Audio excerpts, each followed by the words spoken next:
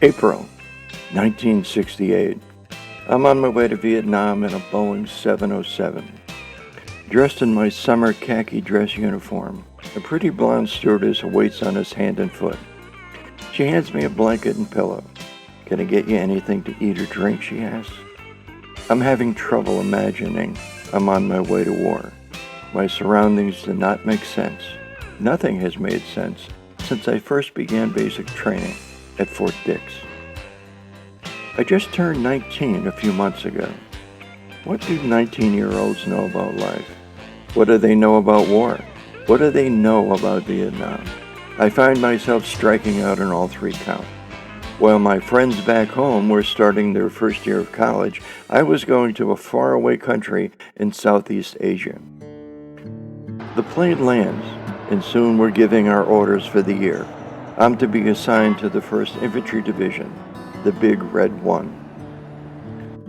I'm headed to the base camp called Lai Khe. The Vietnamese are queuing up along the road waiting for the military convoy to form. Some want to sell items to GIs. Some want to travel behind the convoy for safety. Along the way, we pass South Vietnamese guard bunkers, alone in the countryside. I can feel the isolation of those soldiers in the bunker. They will be there alone all night, with little more than barbed wire to protect them. We pass Vietnamese houses where ARVN soldiers stand around watching our convoy. Highway 13 is just a 2-lane dirt road with military and Vietnamese vehicles. The Viet Cong can easily plant landmines on the road. We begin to pass fields of rice paddies. Every once in a while, an old French building, like this Catholic church, comes into view. The French were on a mission to promote their religion. As our truck moves along the highway, we pass Vietnamese houses that look like they have been there for hundreds of years. Old men using ancient tools. Houses have open sides and no apparent electricity. Most have some farm animals in the yard. Vietnamese oxen linger in the open fields while women bend down to plant more rice crops. Old women carry heavy loads. Where are the men? Often children play in front of the houses while their mother or grandmother looks on. The Vietnamese ox is the workhorse of the farm. They pull heavy carts through the mud along the road. Their oxen are different than those back home. The humps push the wooden frame of the harness on the ox's back. Later I learned the oldest boy was responsible for caring, feeding, and watering the oxen. At last, we enter the main gate of Lai Khe, part of the many French Michelin rubber plantations across South Vietnam. The original Highway 13 ran through the middle of the plantation. On both sides of the main road, a checkerboard of smaller roads separates plots of rubber trees.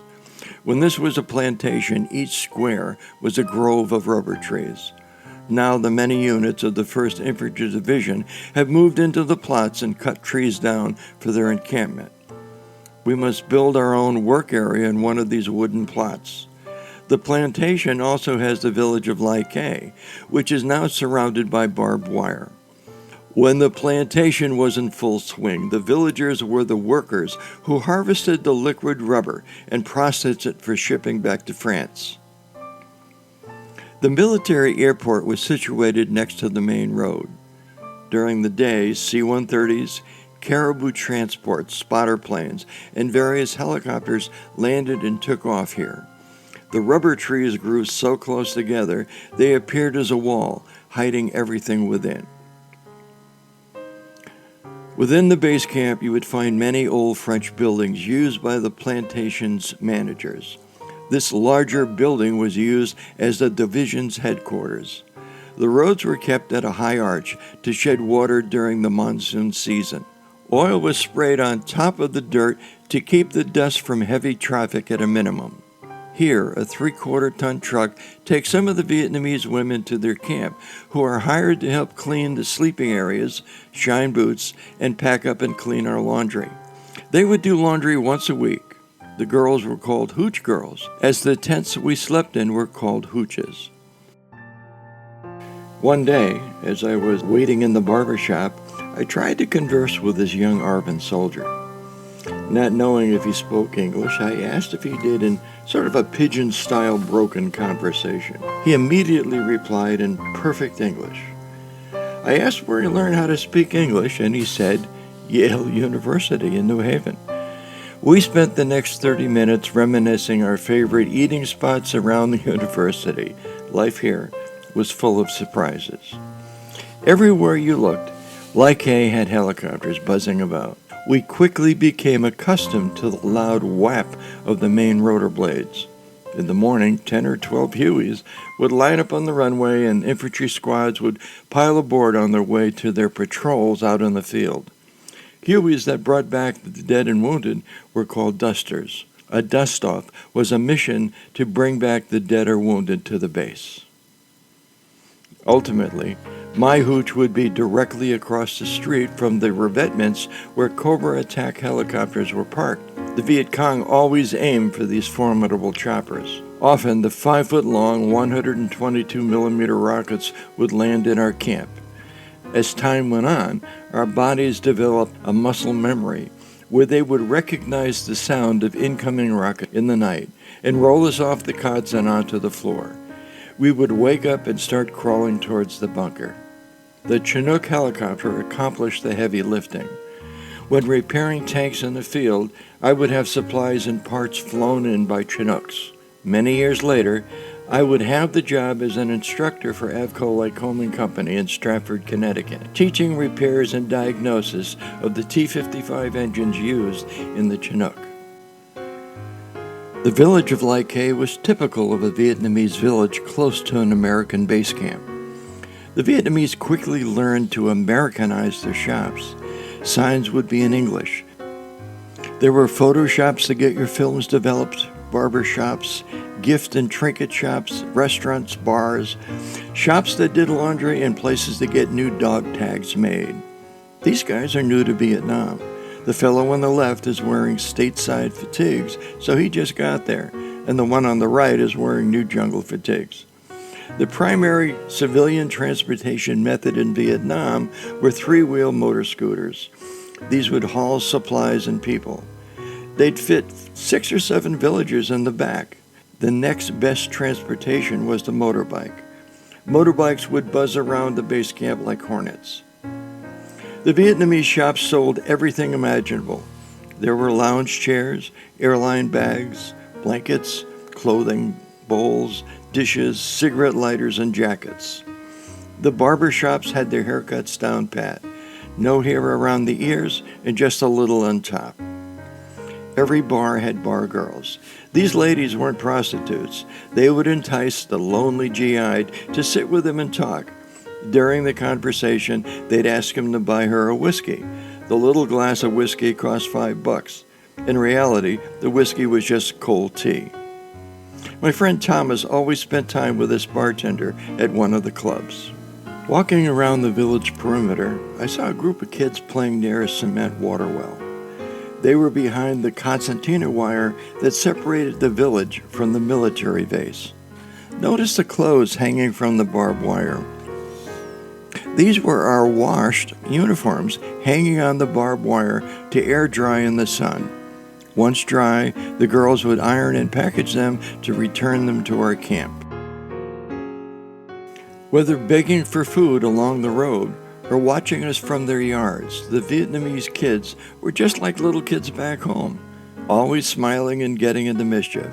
This older boy smoking a cigarette would crawl through the barbed wire at the water point to sell GIs waiting to fill up their water trailer in the hot sun a warm bottle of Coca-Cola for $5. I watched him one day crawl through the mines and wires and offer a GI his sister for sexual favors for $10. The GI fell for it and gave him the $10. The kid crawled back into the village through the mines and yelled back, "Hey, GI, you number 10 buku stupid," as he waved the $10 bill in the air and disappeared into the village proper. Kids grew up quickly in Vietnam. At the far edge of the northern perimeter of our camp, I photographed these kids having a ball with a GI air mattress in water that I'd think twice before I swam in it. They spent the afternoon frolicking and having a great time. They always had a smile on their face. When traveling on the road outside of camp, the Viet Cong would sometimes attach a grenade to the back of small kids and tell them to approach a passing GI. When they got close, the string would be pulled to set off the grenade. Vietnam was a land of contradictions to a 19-year-old kid like me.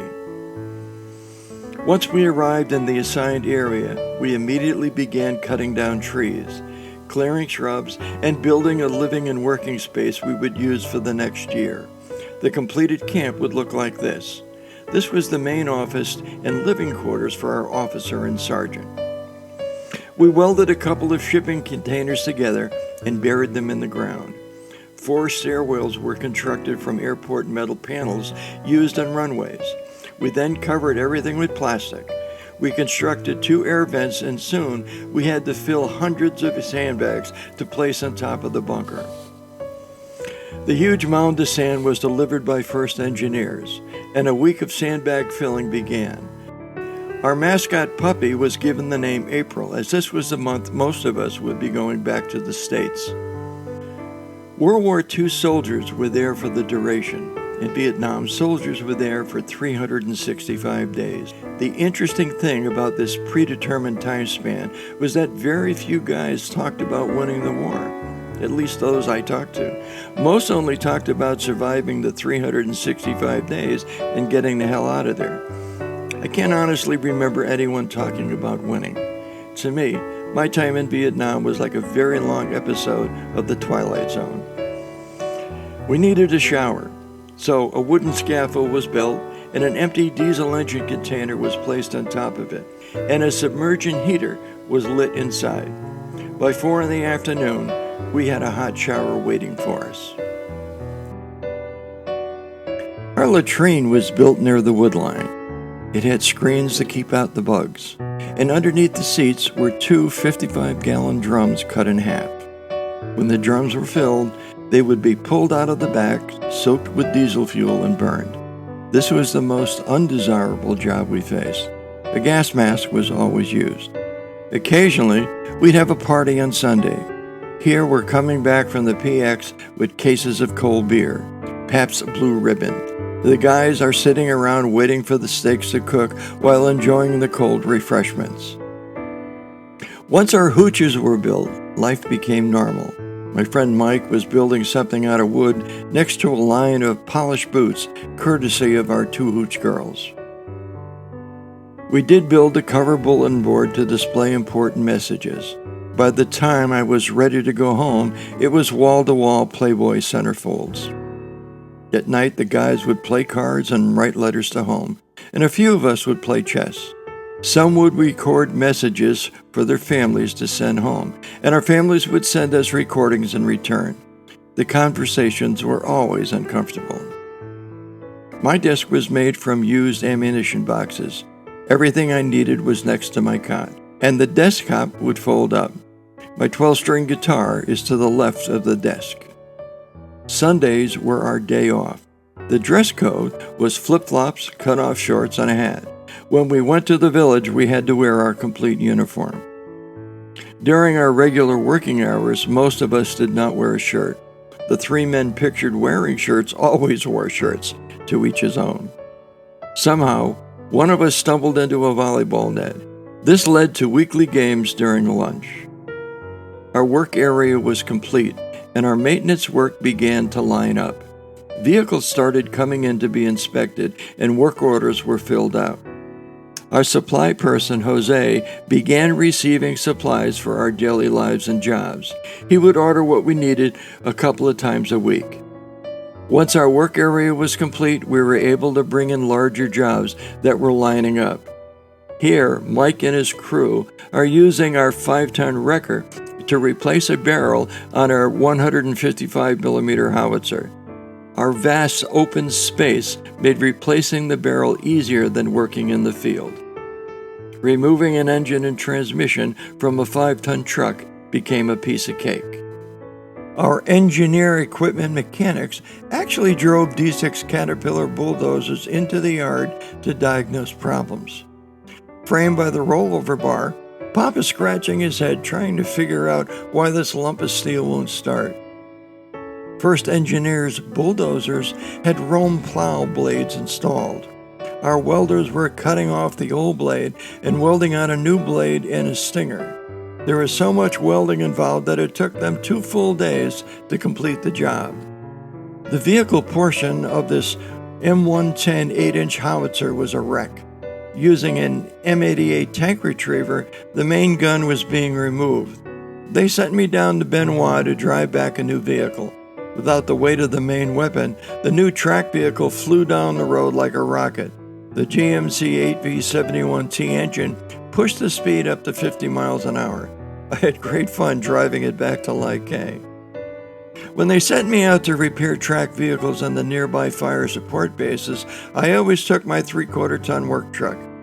Driving out alone was risky, and there was no protection from a convoy. You can see that I took 2 M16 rifles along for the ride. The larger M48 tanks did fairly well when they ran over a mine. This tank had the front road wheel arms blown off. No one was killed. This M113A1 armored personnel carrier was different. Made from aluminum, it offered little protection from a mine blast. The entire floor was torn out of the vehicle, and the blast thrust the commander's cupola upwards. The entire crew was killed. Part of my job was to inspect these crippled vehicles and determine whether or not they could be fixed in the field, returned back to the States, or scrapped. Each one was a different horror show. When a tank was incapacitated and unable to be repaired in the field, we had to ship it back to the supply depot for shipment to Japan or the States. Here, 2 of our M88 tank retrievers are hoisting a 55-ton tank into the air and to be lowered down on a waiting trailer. We call the combination of trailer and truck a dragon wagon. Practically, all repairs to the engine or transmission required removing the power pack from the tank. The sling used to hoist it out is lying on the engine. By the book, we should use a tank retriever to lift this heavy load. Often one isn't available, which meant we had to use a 5-ton wheeled wrecker. Since the power pack weighed more than 5 tons, we had to hook onto the load, lift it up high enough to clear the tank body. This would cause the front wheels of the wrecker to come off the ground. The driver would then have to drive the wrecker forward, wheels off the ground, until he could lower the power pack back onto the ground. Tank engines were diesel. They were a Continental 12-cylinder V-type air-cooled twin turbocharged engine, 1,790 cubic inch displacement and close to 1,000 horsepower. Everything about tank engines resulted in the mechanics getting covered with oil. Tanks were a priority item. Once we began working on a tank, we could not stop until it ran. That often meant we would work 20 to 24 hours straight through without sleep. I received an Army Combination Medal for working 2 months with little sleep between jobs. The transmission was a cross-drive, which meant the tank could turn around within its own wheelbase. Here I'm checking the input shaft for excessive play. Much of our tank repairs were made at the quarter cab staging area in Lai Khe. We had to work without cover in the blazing sun and pouring rain. Often we worked far into the night using flashlights. We would take short breaks for water and cigarettes. Here, the old engine is separated from the transmission. We're unpacking the new engine. Once they were mated, we would start the engine while it sat on the ground to ensure everything worked. The platoon would prepare their vehicles for the field in the staging area on the base camp. Everything the crew brought with them was tied to the outside of the turret. They would load up on fuel, water, sea rations, ammo, machine gun ammo, and check major systems on the tank. Next to the tanks, the armored personnel carriers prepared similarly. The circles on the front of each vehicle were rolls of barbed wire. When they set up for the night out in the field, the wire would surround the vehicle. Notice the white blob on the closest personnel carrier's machine gun shield. It's a human skull. 2 wires run down the front of the shield that power the 2 red lights in the eye sockets. Once repairs had to be made in the field, the work became more dangerous. Here, a 1st Engineers dozer tank is checking their track before moving out to the boonies. M110 8-inch howitzers were the king of artillery. Each shell was 8 inches in diameter. They could shoot rounds up to 18 miles away. If the infantry saw a target, they would call back with the coordinates, and a huge explosive round would shortly be screaming towards the target. Just like the planes in World War II, the crews of tracked vehicles usually gave their vehicle a name. This M110 was called Dr. Doom. The M110s had a large hydraulic spade pushed into the ground behind the gun. This transferred the firing shock directly to the ground when it fired. This is a typical small fire support base along Highway 13. Their only protection was a circle of sandbags surrounding the 4 to 6 howitzers. These are much smaller 105mm guns. The crew lived anywhere they could hang their hat. I think this base was Thunder 1. One of the soldiers simply propped up a tarp and some sticks, and it became his home. Another crew member sits quietly in the shade reading a newspaper. Here, one fellow is taking a sponge bath while the other waits his turn. The vehicle is a 109 155mm self-propelled howitzer. This camp was called Thunder 3. The individual fire support bases could mutually support each other with fire when attacked. Everything the tankers needed in the field was tied to the tank's turret. A pile of cots lies on the rear engine cover. Extra boots, ammo cans, field packs, sea rations, water cans, fuel cans, coolers filled with cold beer are all ready for their trip out to the boonies. Bulldozers plowed down this open field near Cambodia. The open space gave the fire support base an open field of fire to the woodline. At least 3 tanks are getting their engines replaced. The engines were flown in by a Sikorsky sky crane. A lone M48A3 tank takes its place in the perimeter circle. Next to it is an M548 track supply vehicle.